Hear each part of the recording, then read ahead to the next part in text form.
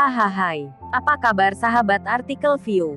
Kali ini saya akan membacakan lanjutan alur cerita kisah CO muda berpura-pura culun. Tapi, sebelum mendengarkan kisah ceritanya, silahkan cari posisi yang nyaman dan jauhi keramaian. Dan jangan lupa pasang headsetnya. Dan inilah alur cerita kisah CO muda yang berpura-pura culun.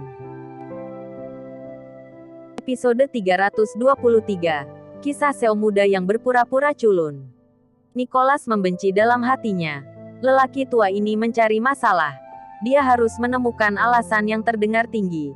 Benar-benar berpikir dia tidak bisa menebak apa yang ingin dia lakukan. Karaktermu terlalu kompetitif. Tidakkah kamu mengerti setelah bertahun-tahun bertarung? Kapan kamu tidak kalahkan saya? Nicholas berkata dengan bangga. Kalimat ini membuat wajah Wawan menjadi gelap seketika. Justru karena dia belum mengalahkan Nicholas, dia menahan napas di dalam hatinya. Jika dia tidak mengekspresikan napasnya, dia tidak akan bisa menutup matanya ketika dia sekarat. Selain itu, Wawan harus merencanakan masa depan Randy. Jika keluarganya dapat menikahkan cucunya dengan Aisyah, itu akan sangat bermanfaat bagi perkembangan masa depan Randy. Tentu saja, keegoisan Wawan bukan hanya tentang ini. Dia tahu bahwa Nicholas sangat menghargai Aisyah. Di masa depan, banyak properti keluarga pasti akan didistribusikan ke Aisyah. Jika Randy menikahi Aisyah, bukankah properti keluarga ini milik keluarga Wawan yang menyamar? Ini adalah hal yang baik yang membunuh dua burung dengan satu batu. Wawan telah merencanakan untuk waktu yang lama. Jangan terlalu berpuas diri. Kali ini aku yakin menang. Biarkan si kecil dari terakhir kali keluar dan biarkan dia melihat apa itu master sejati. Kata Wawan. Dia tidak sabar untuk melihat Ariel. Penampilan dirobohkan di atas ring. Jika bukan karena penampilan Ariel terakhir kali, bagaimana dia bisa kehilangan muka? Jadi kebencian Wawan tidak hanya ke Nicholas, tetapi juga pada Ariel, dan bahkan ingin menghancurkan Ariel sepenuhnya. Dia adalah teman saya, dan dia bukan dari aula seni bela diri. Bagaimana saya bisa memanggilnya dengan santai? Kata Nicholas. Mendengar ini, Wawan sangat senang dan tertawa. Ya Tuhan, apakah kamu bercanda? Apakah ada orang di Bandung yang tidak berani kamu panggil? Kamu tidak takut kalah, kan? Bandung bukan milik saya. Jadi saya tidak akan berani berbicara omong kosong tentang kata-kata keterlaluan seperti itu. Tetapi pengaruh saya di Bandung. Dikatakan bahwa saya Nicholas memiliki orang-orang yang tidak dapat diinstruksikan. Ini benar-benar seperti lelucon. Sejauh menyangkut Bandung, siapa yang berani menentang arti keluarga saya? Meskipun Zidane bekerja sama dengan sekelompok pebisnis untuk berurusan dengan saya, tetapi setelah bertahun-tahun berkonspirasi, Zidane tidak melihat tindakan nyata Zidane. Dari sini, kita dapat melihat kekuatan pencegah Nicholas di Bandung. Di masa lalu, Nicholas sendiri tidak berpikir bahwa Bandung dapat memiliki seseorang yang tidak berani dia hubungi.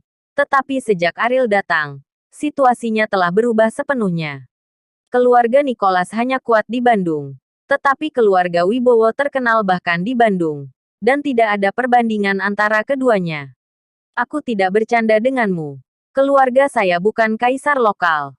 Bagaimana kamu bisa menginstruksikan siapapun yang kamu inginkan? Nicholas berkata. Bahkan Aisyah merahasiakan identitas Ariel. Jadi tentu saja tidak mungkin untuk mengatakannya. Cui. Aku tahu kamu takut. Kamu terlalu takut kehilangan cucumu, kan? Jangan khawatir. Aku akan membiarkannya menunjukkan belas kasihan. Kamu sudah tua. Kamu hanya kalah sekali. Itu tidak terlalu memalukan. Bukankah sikap pengecutmu membuat dirimu semakin memalukan? Wawan tertawa. Nicholas tersenyum acuh tak acuh. Dia sudah tua. Dan dia bukan seorang pemuda dengan semangat dan keinginan yang tinggi lagi. Bagaimana dia bisa diprovokasi dengan santai karena apa yang dia katakan? Itu adalah sesuatu yang dilakukan orang muda untuk menjadi kompetitif. Dan tidak ada gunanya bagimu untuk secara sengaja mempengaruhi saya. Kata Nicholas. Wawan menggertakkan giginya. Dia sudah menghabiskan banyak uang untuk mencari seseorang yang dengan senang hati bisa membalas dendam untuk hal memalukan terakhir. Tetapi dia tidak pernah membayangkan kalau Nicholas bahkan tidak akan memberinya kesempatan. Kamu berani. Atau apakah pemuda pemboros itu berani? Wawan berkata dengan dingin. Kakek Wawan. Dia tidak sia-sia. Aisyah tidak bisa menahan diri untuk berbicara mewakili Ariel. Meskipun dia tahu bahwa tidak mungkin baginya untuk bersama Ariel. Tetapi bahkan sebagai saudaranya, dia tidak akan membiarkan siapapun memfitnah Ariel. Wawan tidak bisa menahan cemberut. Dia berbicara untuk sampah itu. Dan dia juga memiliki ekspresi tidak yakin. Bukankah dia akan memiliki kesan yang baik padanya? Wawan menganggap Aisyah sebagai menantunya sendiri. Tidak boleh diambil jauh oleh orang lain. Berlama-lama. Jika dia tidak sia-sia. Mengapa dia bersembunyi dan tidak berani menunjukkan wajahnya? Apakah dia kura-kura? Wawan tertawa. Temperamen Aisyah berbeda dari Nicholas. Wawan tidak bisa memprovokasi Tian Nicholas. Tetapi mudah untuk mengganggu Aisyah. Kata-katanya benar-benar memicu Aisyah. Kamu adalah kura-kura. Aisyah berkata dengan marah. Nicholas buru-buru menegur. Berlama-lama. Mengapa kamu berbicara dengan kakek Wawan seperti itu? Tidak masalah.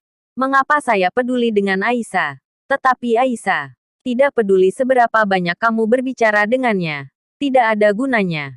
Jika kamu seorang pria, kamu harus bertanggung jawab. Dia tidak berani untuk maju. Agak memalukan bagiku untuk percaya bahwa dia bukan orang yang tidak berguna, kata Wawan sambil tersenyum. Aku akan segera meneleponnya. Setelah berbicara, Aisyah mengeluarkan ponselnya. Nicholas tersenyum kecut. Aisyah terperangkap dalam tipuan Wawan.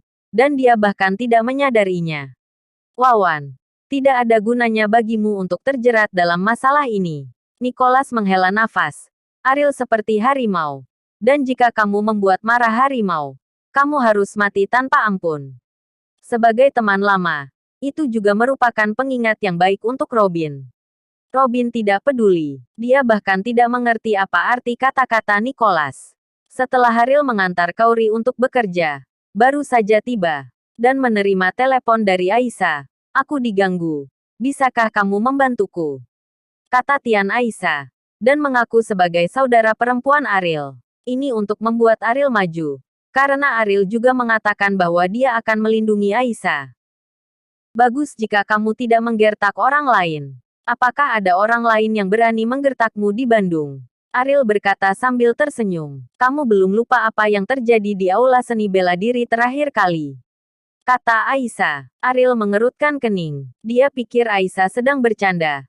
Tetapi ketika sampai pada masalah ini, itu bukan lelucon. Wawan menjelaskan bahwa dia ingin Aisyah menikahi cucunya. Jadi dia bertaruh seperti itu sejak awal. Dan Aisyah jelas tidak menyukai Randy. Meskipun Ariel tidak akan ikut campur dalam kehidupan Aisyah. Jika itu adalah sesuatu yang tidak ingin dia lakukan, Ariel tidak akan memberi siapapun kesempatan untuk memaksa Aisyah. Apakah kamu membawa seseorang untuk menendang orang lagi? Ariel bertanya. Ngomong-ngomong, adikmu telah diganggu. Kamu bisa mencari tahu sendiri. Setelah berbicara, Aisyah langsung menutup telepon. Ariel tidak bisa menahan tawa dan tawa. Sekarang Aisyah menjadi saudara perempuannya. Dia bahkan lebih mampu bertindak seperti anak manja dengannya. Dan dia sangat tidak bermoral sehingga Ariel sama sekali tidak punya alasan untuk menolak. Ada apa? Bimo bertanya dengan rasa ingin tahu. Ini sedikit merepotkan. Tapi itu bukan masalah besar. Ariel berkata.